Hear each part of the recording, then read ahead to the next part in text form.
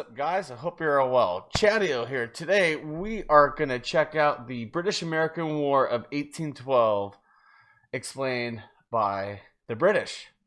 Now, I studied American West history at university here years ago. I know a little bit about this war, not a whole lot. And I thought it'd be really nice to kind of hear it from the British standpoint because, you know, everything in the U.S. is U.S. wins, we're so great. So let's give this thing a whirl.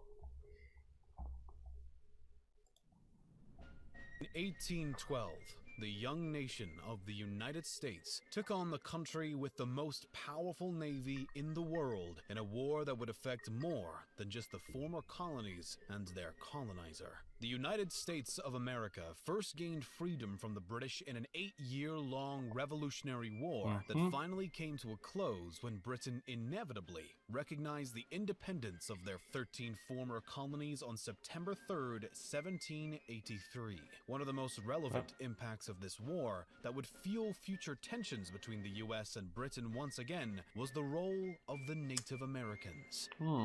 And as a fan of our channel, you should check out our friends over at Curiosity Stream. This is my personal favorite streaming service. Well, that was abrupt. So now they're talking about this, their sponsor for this. So we gotta sit through here. So far, so good. So far, everything I'm hearing, I've already known. So, oh wow. By watching it, you will should check out Curiosity if you want. I don't know, or don't.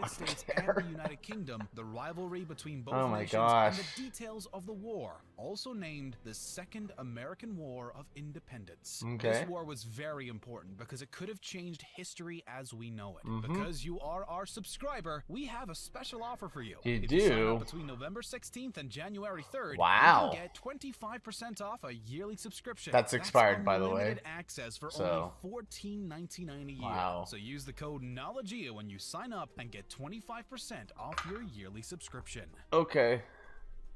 Let's get back to it. During the Revolution, thank you. The Native Americans mostly supported the Brits, who they hoped would continue to restrict expansion from the U.S. settlers into Native American territory. Makes when Britain sense. failed to maintain its rule over the colonies, the United States eventually accelerated its takeover of native land, causing even more friction between the American societies. This friction only grew stronger as the years went on, as Britain remained a driving force of the discord since not only had the natives taken its side in the Revolution, but the British also openly encouraged the Native Americans to fight back against their antagonists. That makes sense.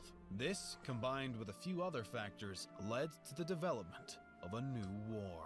While the United States was clearly unhappy with the united opposition from Britain and the natives, they were also infuriated by allegations that the Royal Navy was utilizing a tactic known as impressment to take U.S. men for their own troops. On top of this, the ongoing strife between Britain and France had a notable impact on the United States. Heavily locked in their own struggle, the warring nations tried to restrict trade from neutral countries and punish anyone who attempted to ignore the constraints. This put the United States in a detrimental position due to their inability to continue trade with either nation unless they wanted to risk invoking the wrath of the other side. While France took a more laid-back approach to ensure the U.S. abstained from doing business with the British, the latter was more aggressive about the matter. On January 7th, 1807, Britain issued an order in council stating,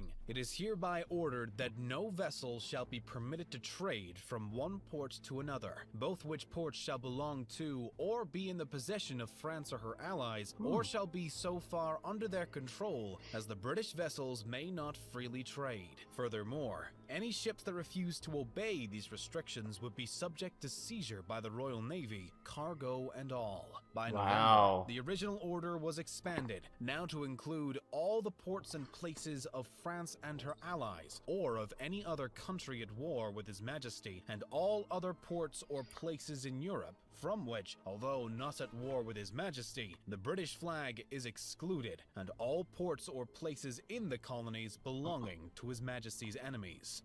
So basically what this is saying is all global trade was stopped in 1812 because, let's face it, back then the British did did control a lot of the world back then. In retaliation, France, under the command of Napoleon Bonaparte, issued the Milan Decree. It's not which Napoleon said Dynamite? that every ship, to whatever nation it may belong, that shall have submitted to be searched by an English ship, or to a voyage to England, or shall have paid any tax whatsoever to the English government, is thereby, and for that alone, declared to be denationalized, to have forfeited the protection of its king, and to have become English property. Adding on, Napoleon declared that any of the aforementioned ships that enter French ports or those of French allies are good and lawful prizes of his nation. Forced to reply, U.S. President Thomas Jefferson signed the Embargo Act in December of 1807, blocking all international trade from American ports and taking direct aim at Britain.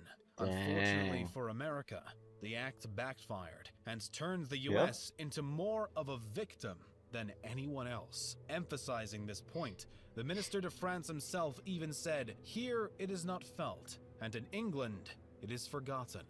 The effects of the Embargo Act ultimately pushed the U.S. into an economic depression, and it had to be repealed less than 2 years after the initial signature. Way to go, In Thomas its place, Jefferson. The Way to go. Non-Intercourse Act was passed, which directly forbade trade with Britain and France and their colonies. When this new act still proved to be ineffective, the United States tried once again, this time passing Macon's Bill No. 2 in May of 1810. This bill lifted trading bans and stated that if either France or Britain removed their own restrictions, the U.S. would re-establish an embargo with the opposing nation. By August, Napoleon enacted a plan to exacerbate tension between Britain and the United States, and it ultimately worked. He first told the new president, James Madison, that he intended to exempt the U.S. from his previously established Berlin and Milan decrees, promoting Madison to bring back the Non-Intercourse Act constraints against Britain in November of that year. Despite the fact that Napoleon never actually followed through on his proclamation, Britain and the United States were now on the brink of all-out war. The final straw came when the Battle of Tippecanoe unfolded in late 1811, as the U.S. troops claimed victory over the Native Americans, wishing to stop further expansion once again.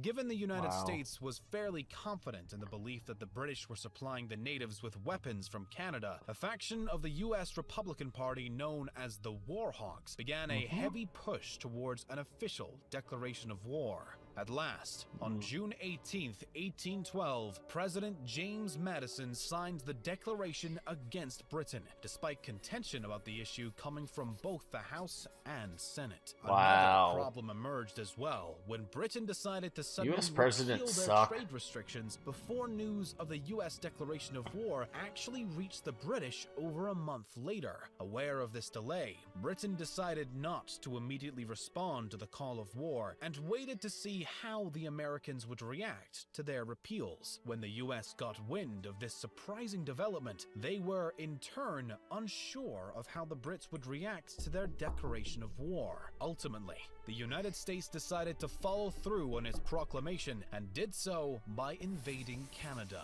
which was a British colony at the time. While the American troops hoped to capture Canadian land to force Britain into negotiation, they had no such success. No one was prepared for war. The British and French have been busy fighting their own battles, and the U.S. military was grossly ill-suited to take on the likes of Britain. The defeats were plenty and humiliating for the Americans.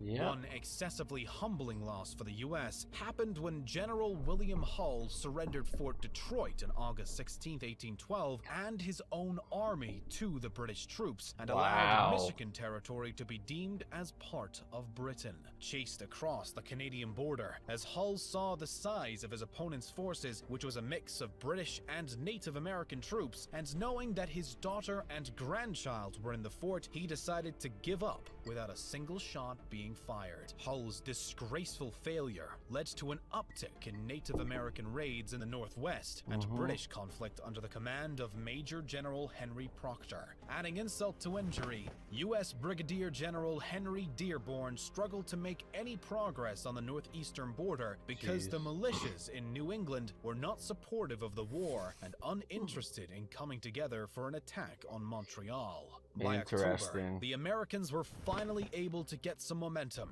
as Major General Stephen von Rensselaer led an army of 3,100 militiamen into the Battle of Queenston Heights. Rensselaer sent some advanced units across the river where they were able to hold their ground for some time on a slope just above Queenston and were successful until they were overcome by British forces as the rest of the American troops refused to join the fight. 925 U.S. soldiers were then captured by the British, despite Major General Isaac Brock on the British side being killed during the battle. Yet again, the Americans took another hit in 1813 when an attempt to retake Detroit resulted in a massacre of U.S. prisoners by their Native American opponents. On top of that, Brigadier General Henry Dearborn was replaced by Major General James Wilkins. At long last, though, in September of 1813, U.S. Commodore Oliver Hazard Perry scored a major naval victory at Lake Erie against the forces of British Captain Robert Barclay and opened the gates for more success on the American side. When the Battle of the Thames erupted the following month, the U.S. finally defeated the British and Native American Allied forces.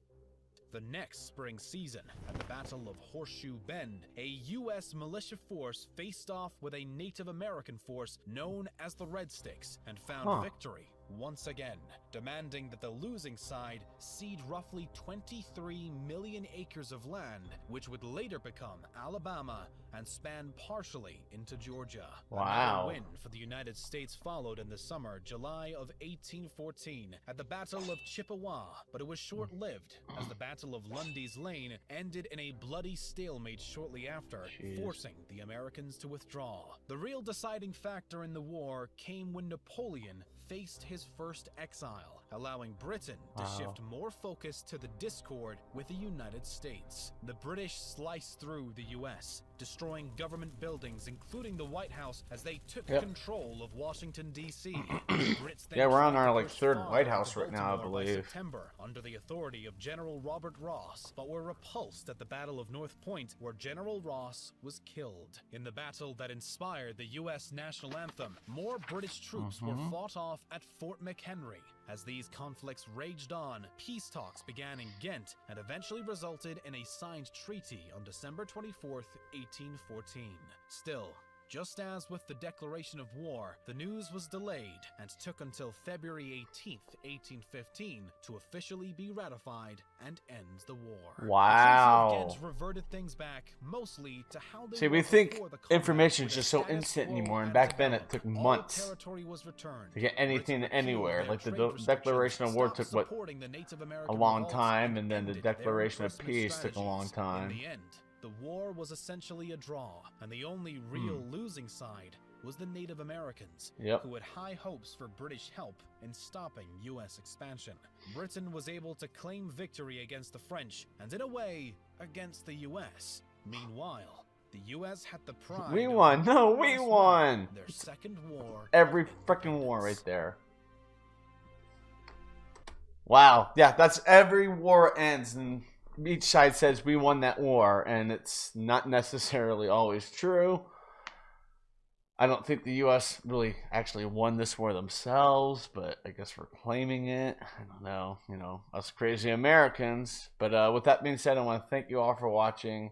Let me know in the comments if you know anything or if you want to see me react to something. I will react to it as soon as I can. Thank you all for watching. Stay safe, and don't forget to wash your hands. Bye.